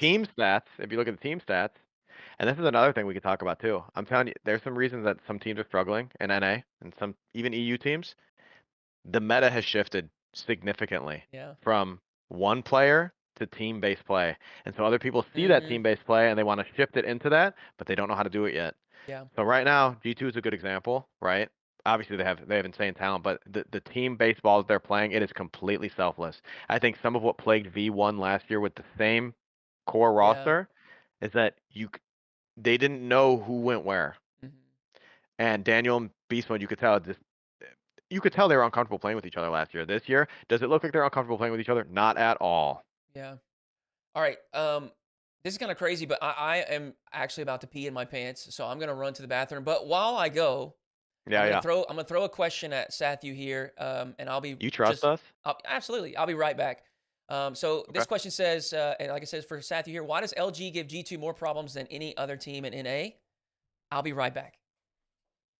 I mean, obviously with LG, they're a very physical team. They're self-described as a scrappy team. You don't come up against a lot of teams that dedicate so much towards that scrappiness of the game or that physical aspect of the game. So I think finding a counter for that um, is something that plagued us for a little bit. I think we definitely made strides in the past week, but Absolutely. yeah, that was like probably one of the biggest aspects. And they're just such a practice team. They're like disciplined with what they do. You can't really say that about a lot of teams in NA. So I think those 2 aspects, the physical aspect and the fact that they're constantly doing it, consistently doing it, you can actually like see when they get certain scenarios to play out or like the setup of a scenario to get to where they want it to be, Yeah. then they run everything that follows after is what they're going to do almost every time, which is like the sign of discipline and coaching and good coaching. So yeah, I that's appreciate you. that's why yeah, that's all That's all love. the guys though. It's, But you know what's it's all love. crazy? It's all like you talk about like those things. It's like coach behaviors. You know, when you see a team do Yep. the same thing over and over, you can just tell. It's like, okay, Yep. I don't know what they're working on, but this right here, whatever this is what they're doing. And I think we have a lot of those moments, and I think we're trying to get out of some of those moments too. You know what Yeah. I mean? Because Yeah. you don't want to look coached all the time. You don't want to look like it's like 100%. You know, once we get in this situation, we This have is to a do this. robotic thing, right? Right. We don't want it to be Yeah. robotic, and that's something Right. that I Right. think we're struggling with against you, whereas you picked up on it this time, right? Where the more and more you looked at us, I already know, dude. I saw it. Yeah. But the more and more we looked robotic, I saw the way that you guys were countering some of the stuff that we were doing, It's a and tough balance. It's a I was really truthfully tough pissed. balance. No, I was truthfully pissed. Like, dude, I don't know if you saw me when we beat OG. I was so mad that day. Um, but because we weren't playing well and we were doing robotic things, and that's not what you want to teach the guys to do. So, Yeah. but then we brought it into your series and we looked even more robotic, and then you guys had the counter for it, and it was like, well, I don't know how to tell you this, guys, but it's not happening. GG's. Yeah, it was GG's. All right. Let me throw another one to you guys. Yeah. Do you see a lot of changes happening in the top 10 after split 1? Now that there's only 2 splits for the season. Yeah. Yeah. Top 10? Yeah. You're Yeah. guaranteed a change. I think you're guaranteed at least one change. So like a lot of change, yeah. I think there will be a pretty good mix up. Like anything below 6, it's all free game. Yeah. Heck, Let me even see this. around 6 and 5, Mhm. I think it shouldn't be shocking. Heck, even number 4 at the major. Maybe 4 will make a change too. Who Yeah. knows? I think it's very possible. Oh wow. Oh yeah. No, there's definitely changes coming. Yeah, yeah. Wait. You mean changes to the top 10 in standings? Well, like roster changes is what I interpret the question Oh, as. okay. Roster changes. Okay. Yeah, yeah, Oh, yeah, yeah, absolutely. yeah, yeah, Absolutely. yeah, yeah. B- Okay. Again, org pressure. We don't have we only have 4 spots. So if an org's sitting there like, oh, you're a major team because we thought we had 6 spots and you don't make the major, they might sit there and be like, well, make a move Something. or Yeah. see you later. So is that a fairly common occurrence where an org will kind of pressure coach, roster, et cetera, to like something's gotta change? I know I haven't been on rosters that like wanted to force a change or orgs that have wanted to force a change, but it depends on I'm what your aware from. expectations are. Sure. I'm definitely Yeah. aware of some, but I know it's definitely something that happens, but um it all just depends on what the expectation is. If the org signs a team and they're like, "Hey, we're paying you buku bucks and you suck," Yeah. they're Yeah. gonna be like, "Well, why are we paying you buku bucks? Like, is it a roster move It's or it's we so getting you a interesting to team?" me because it's just the like the power dynamic and the power structure in esports is so different than traditional sports. And obviously, Yeah. like Yeah, that's true. you like your team consists of your starters only. Like the Yeah, concept of like a sub or someone being pulled in to hold your position until you can make a change or whatever, like that's not a thing in esports where No. traditional sports obviously it is. And then of course, obviously, like I said, the power dynamic, like it's just very different. It's very different. So it's always interesting to hear how those things work out. Yeah. the Let's see. best orgs and the best structure should be structured from a certain standpoint. Yeah. Yeah. I mean, I completely agree. And I imagine that as esports exists longer and orgs continue to dump more and more money in, I imagine and surely they will end up kind of holding the reins a little bit tighter and directing things and maybe the way they want. And maybe that's for better or worse. I don't know. But Yeah. I can't imagine just continuing to funnel cash into this thing and not be a little bit more meticulous and careful about your investment. It makes me sad when I see a lot of money put into a team that Yeah. is just it's gonna end up Yeah. in a failure, and it's Mhm. like you couldn't Oh even yeah. consult with anyone in That's the scene. Just That's the consult. thing. Like console. I know. I agree. consulting with like you're investing that much money, don't you? You can't just sit there and say I trust even just trusting a GM that's in different esports. Like you have to get somebody in the space to identify the talent. Yeah. This is who's major talent. This is who's world talent. This is Yeah. who regional talent. Where are you looking? And then sometimes you might strike gold on somebody, but you have to trust people in the space, especially if you're gonna tens of thousands, of hundreds of thousands of I dollars know, in a man. team. It's insane. It is Yeah. crazy. Okay, so there's I see quite a few people asking about you guys' take on Gen G, and I think that probably stems from people expecting a little bit more. I mean, they've been decently consistent, but I think people thought they would, have a little higher ceiling, I guess, at this point. Yeah. You feel like I it's just mean, something that just take a little time and they'll figure things out. Like y'all yeah, haven't lost faith in them being what we think they can be. yeah, and I think at least like according to preseason expectations, it's like one of us had to be 1 or 2 between us Right. and Gen G, and Yeah. it's like if we just got off to a quicker start, that is just Hmm. how it is. Yeah. That's true. Um, Yeah, I it mean, we could, saw this yeah. exact thing happen last season. It wasn't the same dynamic of two teams specifically, Yep. but Gen G got off to such a hot start and Yep. it didn't hold throughout the whole season. So Right. Yeah. Exactly. It's I'm Genji's they're built yeah. on paper to be a demon. I yeah, mean, Yeah, they and should. they Yeah. show signs all the time that you're like, wow. I mean, they're beating the teams below them, hmm Yeah. right? I mean, that's like minus that's like M80. trademark. That's trademark FK. He's not It gonna lose is. to It teams is. beneath him. Like it doesn't We matter call his them DZ roster. destroyers. Yeah, I mean, Yeah. it sounds Yeah. insane. We call them It's DZ an destroyers. advanced Like there are term. certain Yeah. yeah, it is an advanced term, but we just talk about there are certain players that who I knows what know, I'm I talking about know. too. But that's just what he is. I mean, when certain kids see FK, they poop. Raps. Yeah, it's over. It's They done. poo. The game's over. It's not a series. I'm not gonna lie, I would be one of those kids. It is. But when you see first killer up in the air and you're like, oh Bros, no, it just happens. he is a But demon. no, Yeah. I think Gen G's a really really good team. I think that their Yeah. losses against M80 have been questionable, and I think that hmm that's something that we need to look at. But again, M80 is a really really good team too. Yeah. Like that's not taking anything away from M80. I'm just saying that for what their expectations are, I you saw. should beat M80 at least a little. Like Yeah. make it look Yeah. good. Yeah. Yeah. Because M80 right now, they have some sauce on Gen G. They got Yeah. something. Yeah. Yeah. I saw. I saw people in chat asking about our perfect format. Yeah. Yeah. Format. What Greg. do you guys think? You Greg. go first. You go first. I'll play off it. I'm up.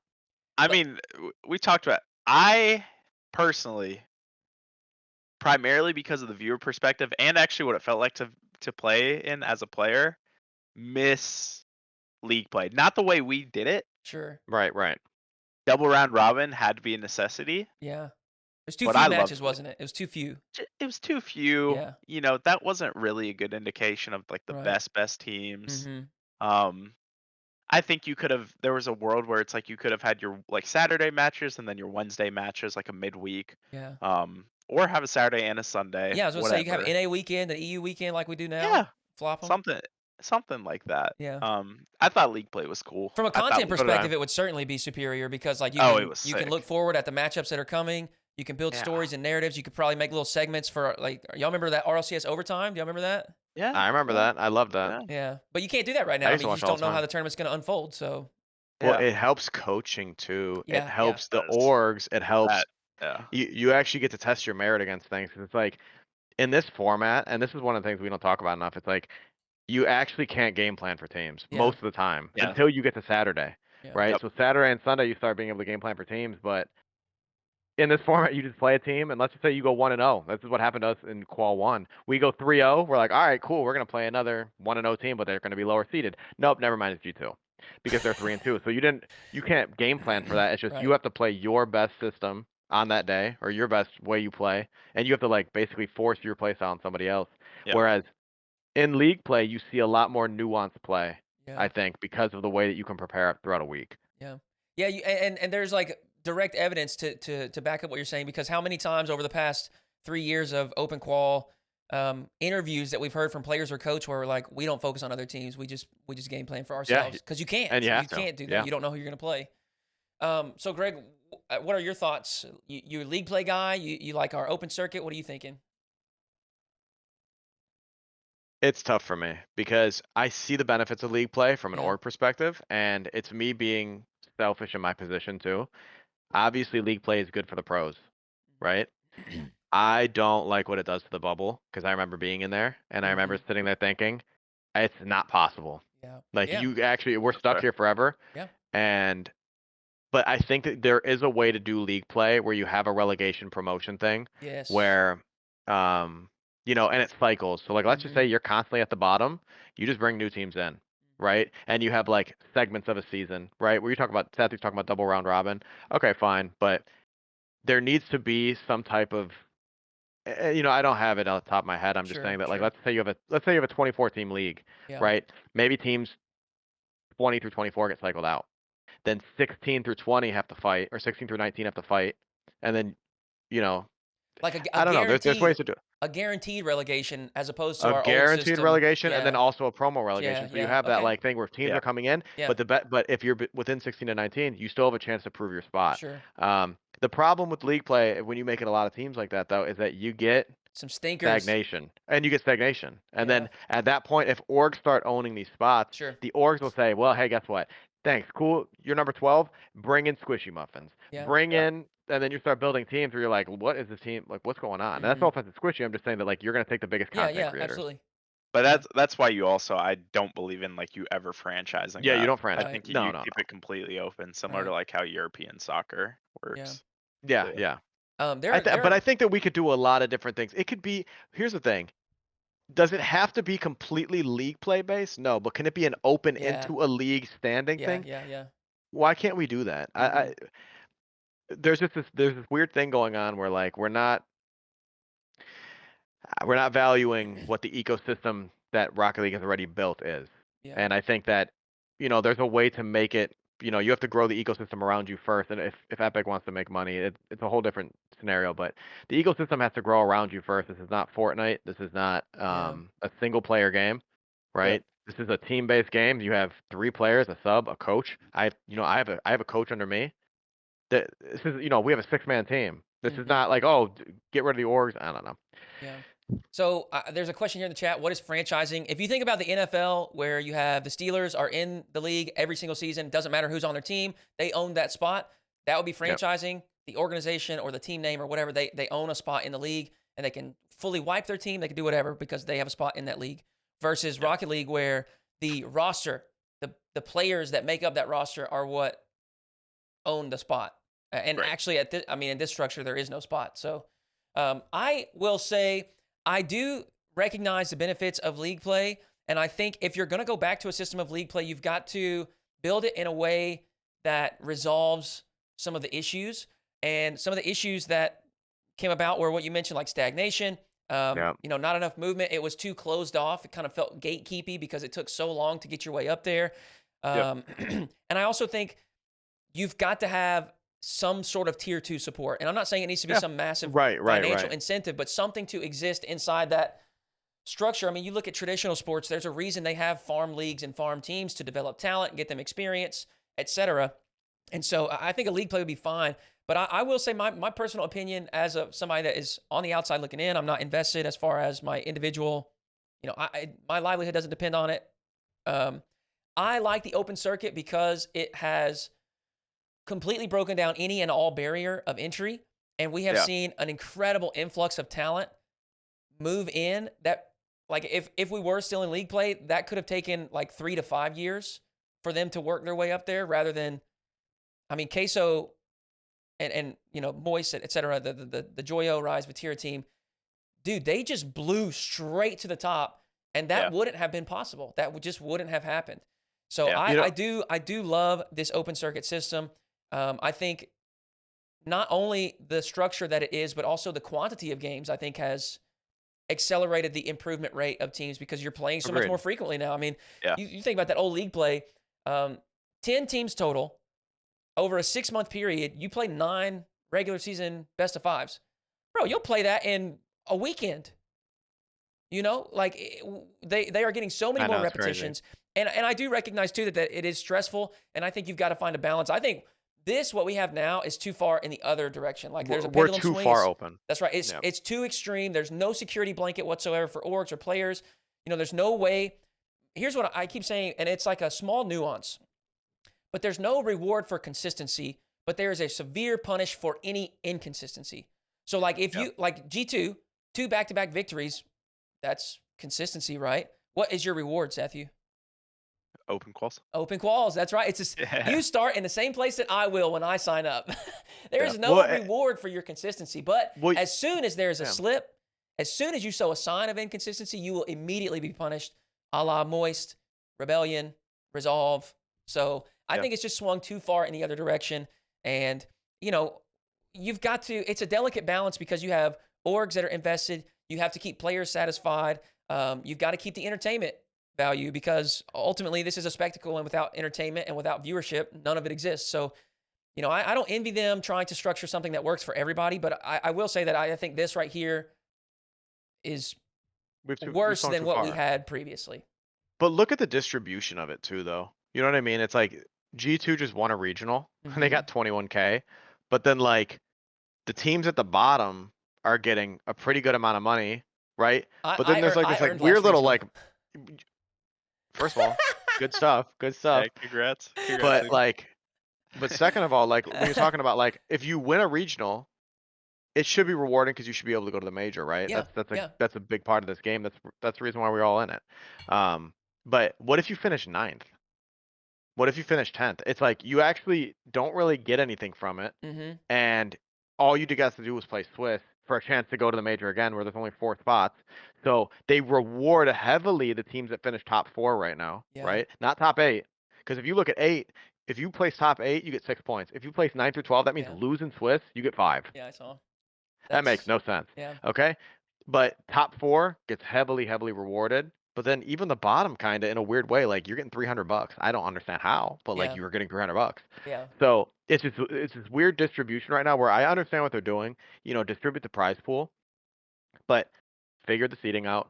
Figure out how we're gonna reward these orgs, right? And reward these teams that are doing well. I think if you can balance that in an open format, seating to me is the easiest thing of all time. You grab 2 people. You could grab 20 people in the scene right now that will seat it for free. Yeah. That will probably seed it in their free time.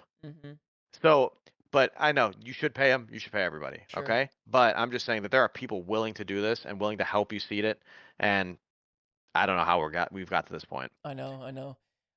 Yeah, on the distribution thing, I do think that I think they were paying the same people every year. Extending it down, I think, is a good thing because it kind of solves that no tier 2 issue where like players have something to chase. But I don't know that I would have gone as far down as they did. Paying out 128 right. teams is very generous of them. Yep. So I don't necessarily mind that, but yeah, I agree with you where those top 4 teams there's some reward, and I would even, I mean, the thing is, I don't even know that I would call that a reward. Like you're definitely earning your points and you're getting it, but like there's consistently placing top 4 doesn't get you anything except for the points that you get for placing top 4. Like there's no comfort or security in that. You could be 32nd in the next regional. So yeah, and I think that is another aspect of. We talked on it really early in the discussion about maybe the consistent quality of the event has trickled down, and it's due to things like that. I mean, you look over in Europe where KC got knocked to lowers, right? Yeah. And it's just, yeah, there's some things. But I'll say this too. I don't think this format is all bad. I think there are some fixes that they could implement, some changes that they can make. I love Fair's tweet on it. I thought he hit on some of the most important things, and it's not unfair. Right? It's just not, maybe it's not taking care of everyone as much as it could. Yeah, maybe it's not balanced as well. Yeah. It's just not balanced as well. And like the open format is obviously going to be tough for anybody to swallow when, we've been in league play, we've been in half league play like RLCSX, and then we went to like auto qual teams, which is still kind of, it was open, but like semi-open. Yeah. This is completely open. But within an open format like this, you need to find a way to balance even the games. Like we talk about, like when you get into like day 3 of the quals, how do we balance it so it's not just double LM? Mm-hmm. Because double LM is what the problem is if you give Vitality 3 games to play, right? They're not going to lose. If you give Carmine 3 games, like we need to weed out the top 16 teams better, I think. Yeah. I think if we can get to that point where like teams feel like maybe you get to like a top 32 or a top 48 scenario, and we start doing some type of new format at that point, and instead of double LM, maybe it works better. Or even reseeding. Yes. Right? Or you get to that top 48 and now you seed it. Right? It's based on points first, but then you start going into like, hey, these players are notable. Yes. This is like, we cannot have these teams down here because that makes no sense. Yeah. I'm not going to lie. Again, you have teams like Akron, right? Yep. I don't know what Akron's seed was. I think it was like 300 something. Why are they playing Snowmen in like the first or second round? Tristan was an RLCS pro. He was a pro. I know. And Akron is it's just insane. To me, it's just like, at that point they're saying, oh, they have a formula, but just find names like that where it's like, anybody can look at the list of teams and just go, oh, Tristan, okay, move it up a little bit and just put it in like a little tier, right? Yep. You can use that structure, whether it's MMR, whatever, but then have some secondary layer that's like a safeguard, right? You have some human input. That way you don't have those, like we talked about earlier, that young Claverity B team or whatever it was, they got reseeded after they made top 48, maybe top 32, I don't remember, it doesn't matter, but they were a competitive team. They got reseeded because they removed their sub from the roster. I just don't. And then they got seed 300 and knocked Omelet into lowers day 1. So that's like Renegade Cup. There are some flaws that I do think that could be resolved and help make this a little bit smoother performing structure. Let me ask you guys this. I see another question here.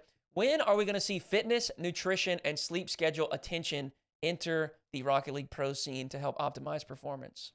Or will we ever? I think Vitality does something like that, at least with the fitness stuff. I see they have this guy Gautier who he was like a former Olympian rower, and he's with the team at every LAN. And I see his Instagram stories. It's he's running on a treadmill and Radisson's running on a treadmill right next to him. It's hilarious. I love that. I think some are looking into it, but obviously you need to have everyone together. Yeah. It's hard to do that stuff over Zoom. It was hard for professional athletes to do that stuff over Zoom during COVID. Sleep. Oh my God, I forgot about that.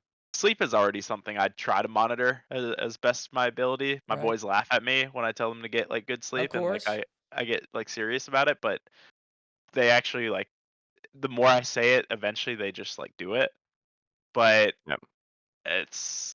And nutrition, I can tell them, eat well, but also for the developer too. Like the developer too, we have RLCS calls at 7 p.m. and then the next day or the next week we have RLCS calls at 1. So again, having a structured league where it's hey, I know I'm playing at 1 p.m. today, and I know that every single week I play at 1 p.m. or I play it every single week at 4 p.m. Yeah.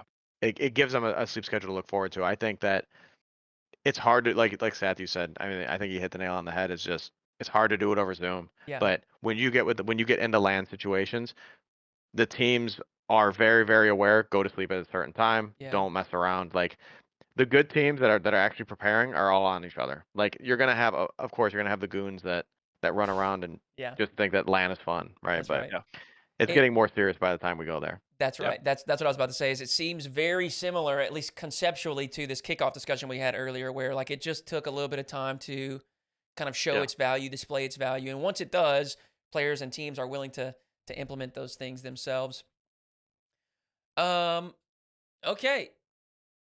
I think that's all of the big questions that I saw. Do you guys? I know I asked you once, but do you guys have anything that you want to hit before we shut this thing down? Again, thank you guys both for taking some time and chatting with me today. Dude, you're the goat. Anytime. Oh, Yeah. be here, bro. Anytime. Anything else to hit? Are do y'all want to throw a prediction for the 4 NA teams? Oh. Well, yeah. here's what we'll do. At Here's least what we'll do. Here's what we'll I'll do. do it. Here's I'll what we'll do do. it. Okay, not me. I'm, I'm not I'm in a touching comfy it. spot. Here's what we'll do. G2's already locked, so obviously, but we'll say it's G2, Gen G, and LG. They're the teams Okay. that are positioned Who's the number best. We're not What positioned. do you we think, need to win. Satthew, as that 4th team? 4? Number 4. See, when you bring up the points again and Dig being up by 3 points to everyone else behind them, Yeah. that's actually such a nice position. 1 point. Oh, is 1? I thought it was It's like they 15. have 13. They have 13. 13. They would have Okay. had 15 had they made top 8, but they have 13. So Completely they're up changed it 1, then. but it's still No, it's still It's an something. important but point. 1 point is Yeah. insane, dude. It's It's still actually like something. 1 point in this format is actually humongous, which is Yeah, it's but so I I mean, mean, strange. yeah. You think with about the amount of teams that are hovering within 1, 2, or 3 points of them, It's basically 1 placing. that's not a safeguard though. So, in my opinion, with the 4th team, I think it should be SSG. I Yeah. think it should be SSG. I think they've shown like the most upside between like teams that aren't like the top 3 in points right now. Mhm.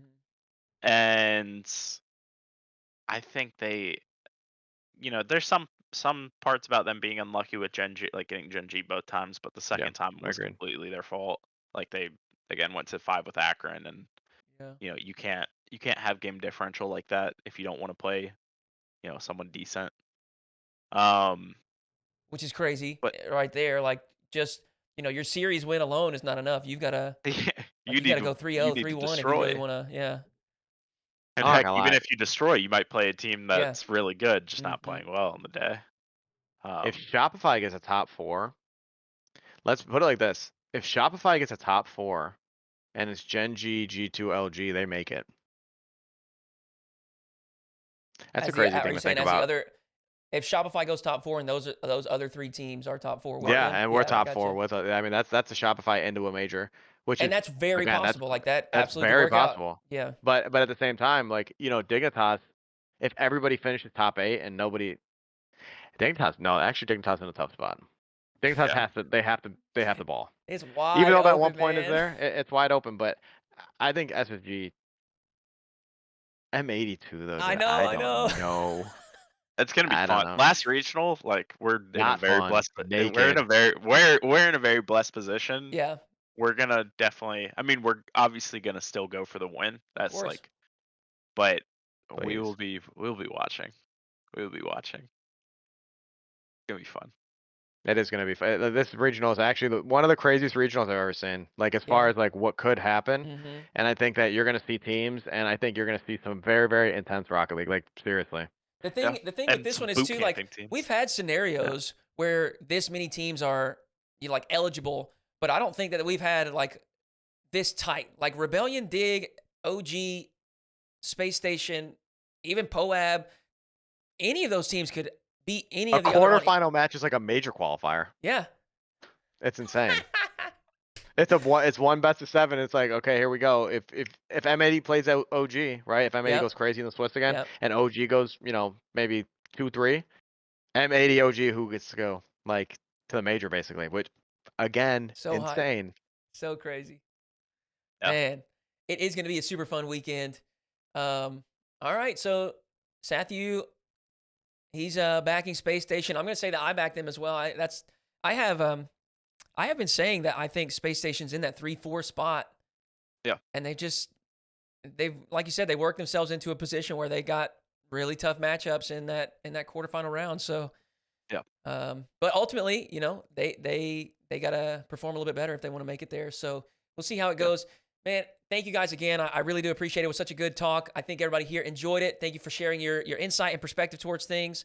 Hope y'all have a wonderful rest of the day, and maybe we'll set this up again sometime in the future. Yeah. Oh, for Sounds sure. like a For plan. sure. Thank you for having us, man. Yeah, of course. All right, gentlemen, I'm gonna jump out of the call. I actually have 2 show matches after this, so we got some more content on the way. But Good luck with those. yeah. Thank you, Good man. luck, I bro. appreciate it. Y'all have a good one. Yeah, All you right, too. you